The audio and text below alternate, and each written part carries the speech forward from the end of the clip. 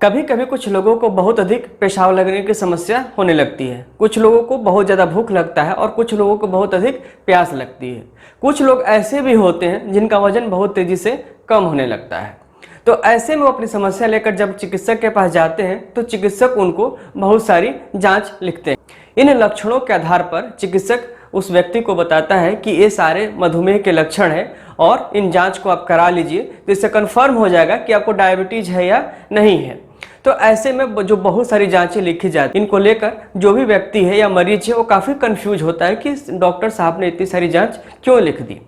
तो आज के वीडियो में हम आपको बताएंगे कि जो भी चिकित्सक आपको डायबिटीज से संबंधित जांच लिखते हैं तो उन जांच का क्या महत्व है और इन जांच से किन किन बातों का पता चल जाता है और क्यों ये सभी जांचें जरूरी होती हैं।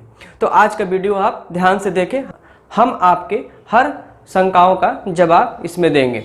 और अगर आप अभी तक हमारे चैनल पर नए हैं या हमारे चैनल को सब्सक्राइब नहीं किया है तो अभी इस चैनल को सब्सक्राइब करें, जिससे भविष्य में आने वाली सभी हेल्थ संबंधी वीडियो आपको मिल सके। तो हम आज बात करने वाले हैं कि मधुमेह में जो भी जांच लिखी जाती है उनका महत्व क्या होता है। तो जैसा आमतौर पर देखा जाता है कि सामान्य रूप से जो भी चिकित्सक हैं आपको 4 से 5 जांच इसके लिए लिखते हैं। उनमें सबसे महत्वपूर्ण है fasting blood glucose, PP blood glucose, random blood glucose, HbA1c और यूरिन RM।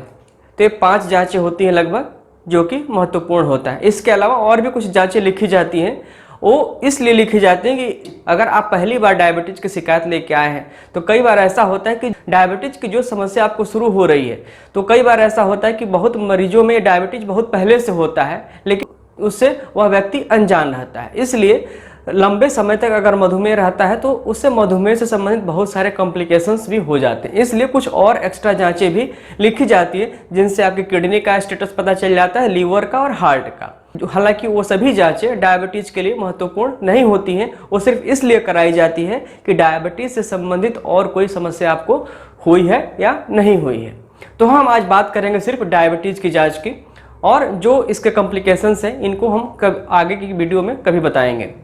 तो सबसे पहले हम देखते हैं फास्टिंग ब्लड ग्लूकोज क्या होता है। तो फास्टिंग ब्लड ग्लूकोज वह होता है कि जब हम सुबह सुबह खाली पेट कराते हैं। फास्टिंग का मतलब होता है खाली पेट।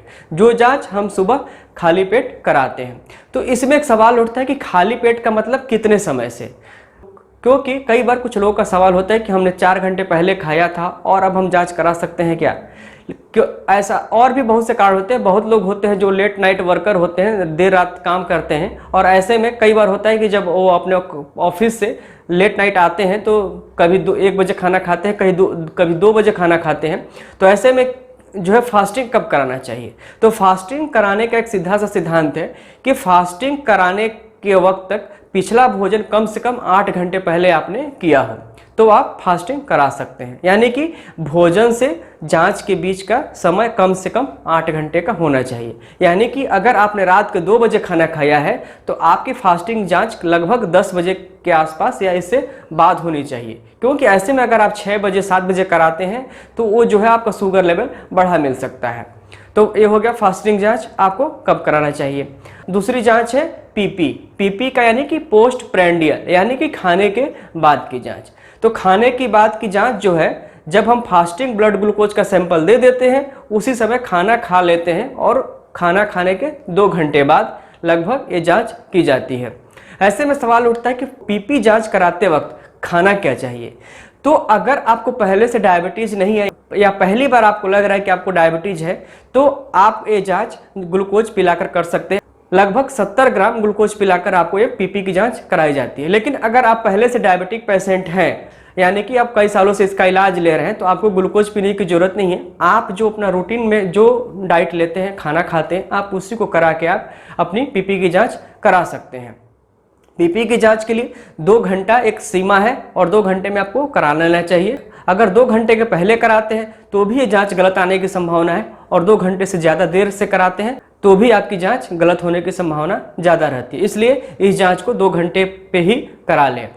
तीसरी जांच आती है रैंडम ब्लड शुगर। तो रैंडम ब्लड शुगर का मतलब होता है, रैंडम मतलब कभी भी, इसके लिए बाध्यता नहीं है कि आपने खाना खाया है या उपवास किया है या सुबह का समय है। आप कभी भी जाएं और अपना सैंपल दे दें, वो होते हैं रैंडम ब्लड शुगर। अमूमन रैंडम ब्लड शुगर उनको कराया जाता है जिनको पहले से कोई डायबिटीज़ की हिस्ट्री नहीं है, केवल पहली बार अगर वो सिम्टम्स लेके आए हैं तो उनको कराया जाता है कि उनका लेवल क्या है पता चल जाता है। अगर रैंडम ब्लड शुगर आपका बढ़ा हुआ है तो ऐसे में रिपीट कराया जाता है फास्टिंग और पीपी को, जिससे कि कन्फर्म हो जाता है कि आप डायबिटिक है या नहीं है। अब आता है HbA1c। HbA1c का मतलब होता है ग्लाइकेटेड हीमोग्लोबिन या ग्लाइकोसिलेटेड हीमोग्लोबिन। यह जांच काफ़ी महत्वपूर्ण है और आजकल सबसे ज़्यादा भरोसेमंद यही जांच मानी जाती है, HbA1c। HbA1c से आपके पिछले 2 से 3 महीने तक का पता चल जाता है कि आपका ब्लड शुगर का लेवल क्या रहा है, घटता है या बढ़ता है। तो इसके अलावा जो है कई बार यूरिन टेस्ट कराना पड़ता है, यूरिन RM, उससे पता चल जाता है अगर आपके यूरिन में शुगर आ रहा है इसका मतलब आप डायबिटिक हो सकते हैं। तो ये रूटीन में 4 से 5 जांचें हैं जो कि मधुमेह के रोगी को करानी पड़ती है। अब बात करते हैं, मान लीजिए आपने जांच करा लिया, तो जांच का परिणाम क्या आया और कैसे आप पता करेंगे कि आप डायबिटिक हैं या नहीं है। तो अब हम बता रहे हैं आपको कि किस जांच की कितनी वैल्यू से आपको क्या अंदाजा लगेगा या आप क्या अनुमान लगाएंगे। तो सबसे पहले बात करते हैं फास्टिंग की। अगर फास्टिंग आपका 100 से कम है तो आप बिल्कुल नॉर्मल हैं, आपको डायबिटीज न तो है और न होने की कोई संभावना है। और आपका अगर फास्टिंग ब्लड ग्लूकोज लेवल 100 से 126 के बीच है तो आप प्री डायबिटिक हैं। प्री डायबिटिक यानी कि आपको भविष्य में मधुमेह होने की संभावना बहुत ही अधिक है। और अगर यह 126 से ज़्यादा है तो आप डायबिटिक हैं।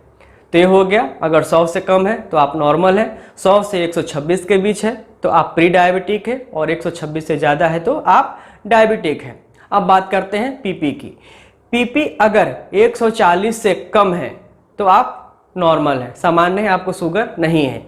आपका पीपी अगर 140 से 200 के बीच है तो आप प्री डायबिटिक है, और अगर पीपी आपका 200 से ज़्यादा है तो आप डायबिटिक हैं। अब मुझे उम्मीद है आपको बिल्कुल क्लियर हो गया होगा फास्टिंग और पीपी की वैल्यू कितनी है और आप डायबिटिक हैं या नहीं है। तीसरा आता है रैंडम। तो रैंडम तो कभी भी कराया जाता है, इसके लिए कोई समय की बाध्यता नहीं है। अगर किसी भी जांच में आपका रैंडम 200 से ज़्यादा आ रहा है तो आप डायबिटिक हैं। अब चौथा आता है HbA1c।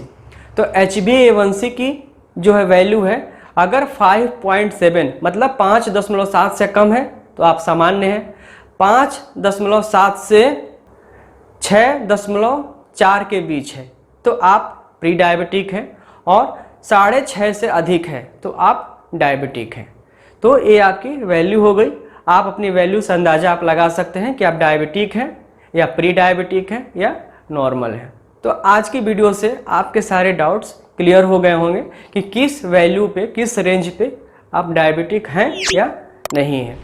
अगर आपको आज का वीडियो पसंद आया तो इसे लाइक और सब्सक्राइब करें और शेयर अवश्य करें।